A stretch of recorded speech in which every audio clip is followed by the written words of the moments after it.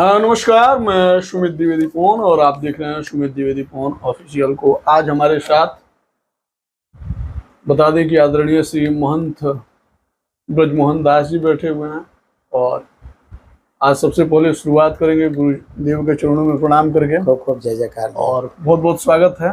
बहुत बहुत धन्यवाद। चाहिए बताइए गुरुदेव, जो ये आपकी सफ़र है कहाँ से शुरू हुई थी?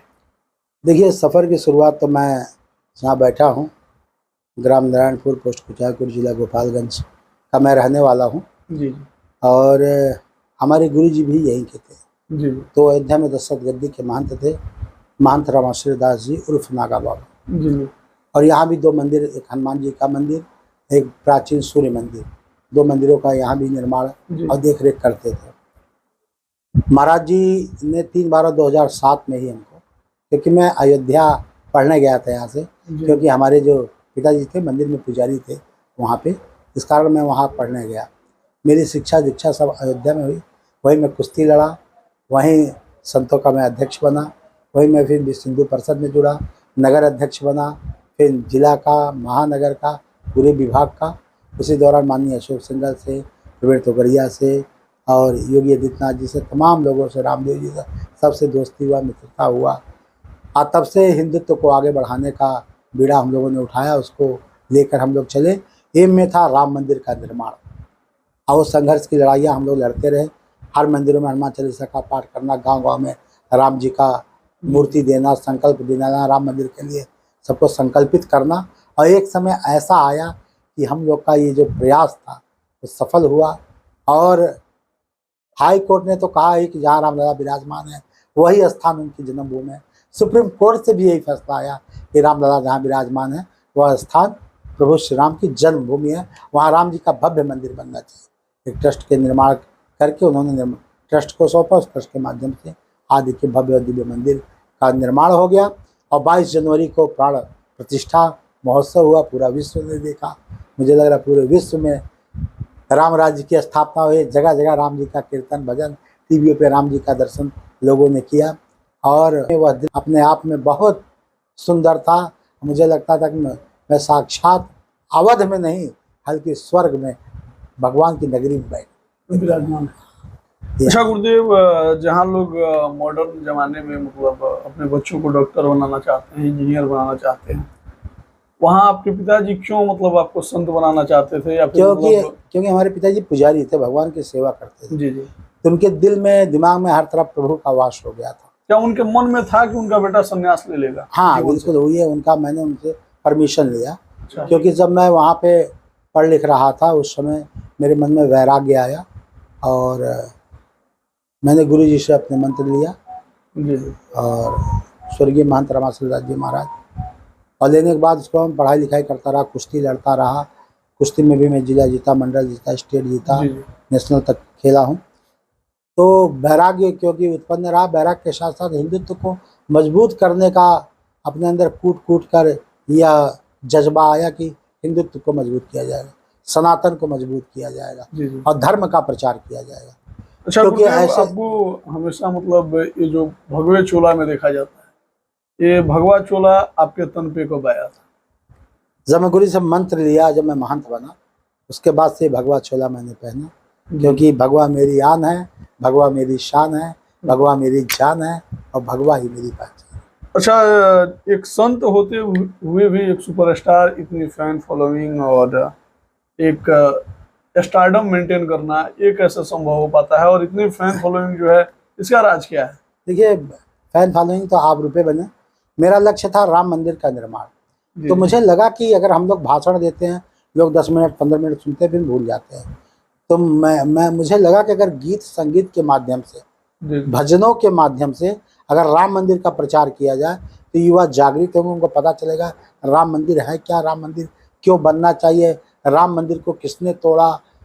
ये सारे जिसको सोचकर फिर मैंने राम मंदिर भजनों के लिए तमाम गायकों को बुलाकर उनसे भजन गवा गवा कर उसको सोशल मीडिया पे वायरल करता रहा। अच्छा। फिर एक समय ऐसा आया, करते करते मेरे अंदर भी वो गुण था गुनगुनाने वाला, तो मैं भी भजन गाने लगा और तमाम ऐसे हम लोग के भजन सुपर डुपर हिट हुए हैं, जिससे लोगों को ये पता चला कि भाई अयोध्या में राम जी का मंदिर है, जिसको बाबर बादशाह ने तोड़कर वहाँ मस्जिद बनवा दिया था, अब टेंट में रामलला है।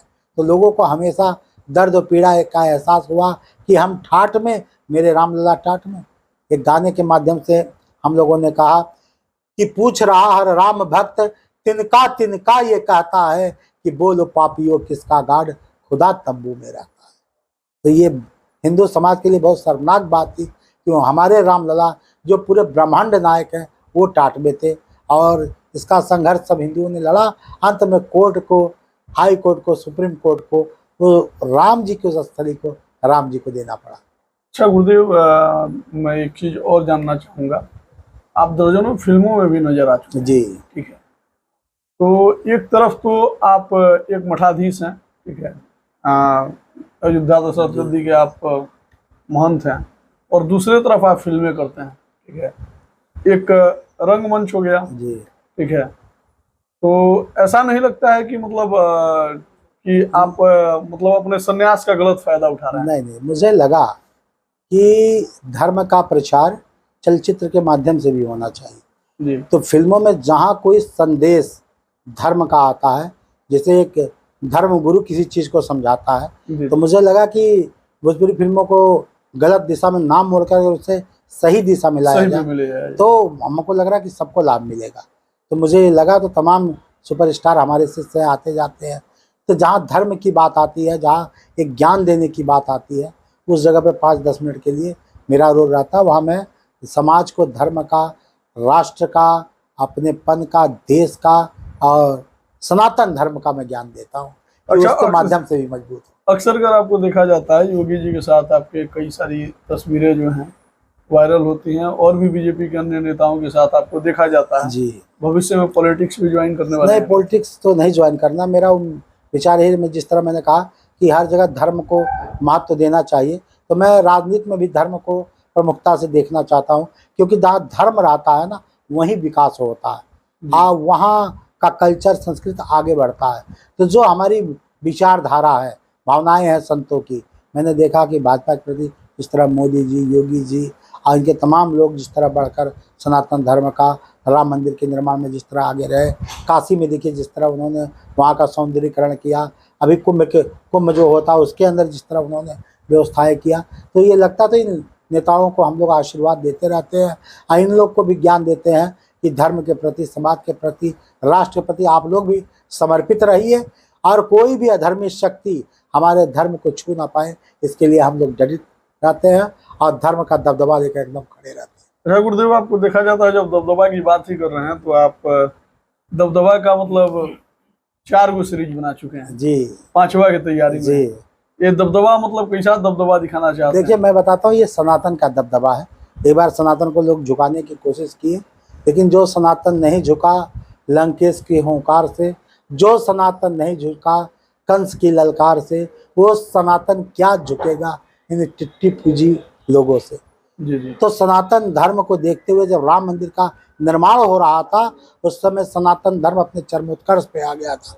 तो मैंने कहा, हिंदुत्व की धार तेज कर राम मंदिर अयोध्या में बना दिया, हिंदुत्व की धार तेज कर राम मंदिर अयोध्या में बना दिया, हर एक सनातनी के अंदर दबदबा हिंदुत्व का जगा दिया, दबदबा हिंदुत्व का जगा दिया। अच्छा गुरुदेव, ये सब जो आधुनिक जमाना है, ठीक है, आपको नहीं लगता है कि मतलब आपको भी थोड़ा आधुनिक होना चाहिए? हम लोग देखिए, धर्म, संस्कृति, जो हमारी संस्कृति है, कल्चर है, उससे हम चलते हैं। हमें मानता हूँ, देखिए, संत और बसंत में सदा समानता होती है। जी जी जब बसंत आता है ना, तो प्रकृति सुमित जी अपने आप संवर जाती है, जी जी सब हरे हरे पेड़ पौधे फूल खिल जाते हैं, एकदम हरियाली छा जाती है बसंत ऋतु में। और जब संत आता है ना, तो हमारी संस्कृति संवर जाती है। समय की कमी है, और आपके शिष्य लोग, आपके अनुयायी लोग जी बार बार फोर्स कर रहे हैं कि अब चला जाए, कहीं जाना भी है आप लोगों को। नहीं, वाह, ज्यादा समय नहीं लूंगा, ठीक है। अंत में मैं चाहूंगा दबदबा जो आपका है 2 लाइन हो जाए हमारे दर्शकों के लिए, आपके दर्शकों के लिए।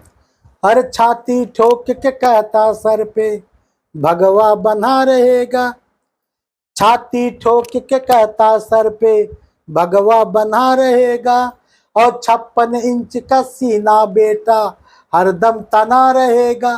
दबदबा था, दबदबा है, ये दबदबा सदा रहेगा। ये हिंदुत्व का दबदबा है, ये सनातन का दबदबा है, ये सदा रहेगा। बहुत बहुत धन्यवाद। और जाते सुमित जाते जी, जय श्री राम। आपको आपके चैनल को अयोध्या संत समाज की तरफ से ढेर सारा आशीर्वाद, साधुवाद। खुश रहिए, प्रसन्न रहिए। जय श्री राम। जय श्री राम।